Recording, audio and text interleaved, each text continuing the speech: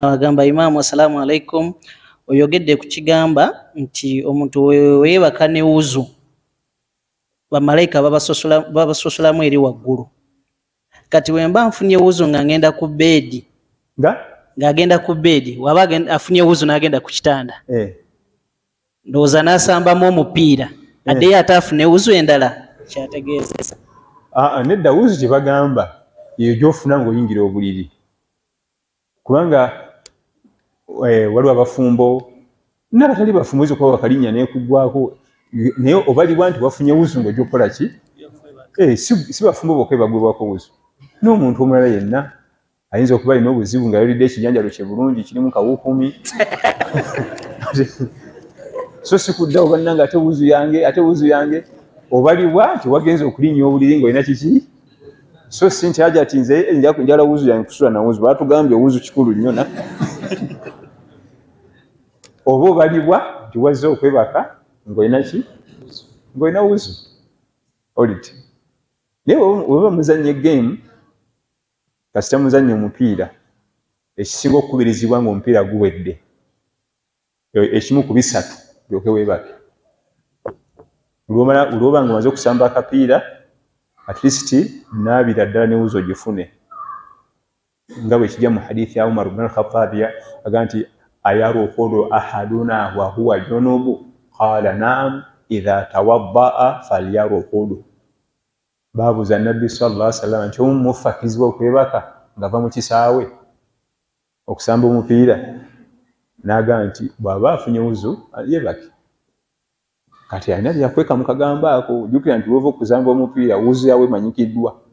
erimu okunaaba kulamba ne wuzu kyekisinga obulungi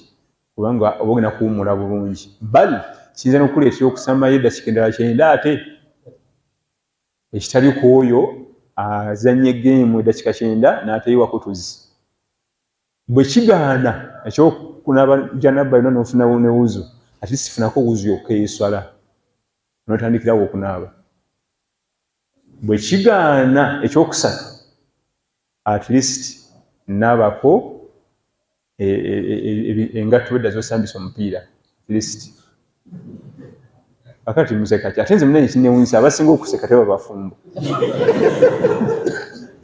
mbuuza ekimusesa waliwo ensonga 3 bannaaye kanziddemu okunaaba janaba yonna mu bujjuvu n'oyira n'ofuna ne wuzu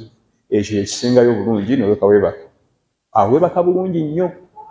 era n'okuzukka kuba kwangu si kirungi kwebaka na janaba yonna fuulu okutuuka nnyo. Ekyokubiri okufunako obufunyi wuzu yokka ey'essala ojja kunaaba janaba enkya ekyo nakyo oba okutuse nnyo ng'okooye kisinaabako ebifo byokka bibadde bize naye at least otuzi tukuyikeko ku mubiri kyekisingako obulungi at least otuzi tukuyikeko kuki ku mubiri. Ebyo ebisatu bisobola okukuleetera bw'okolako ekimu ku ebyo ebisatu osobola okufunawo nashaatu n'ofunawo olungubanguba n'ofunawo amaanyi amalala agasobola okudda mu kisaawe ate geemu n'etojera bupya ekyenda ekirala tuli ffenna naye wuzu eri ey'esswala gy'oba baagikubazeeko mabega yo terina buzibu. Naam.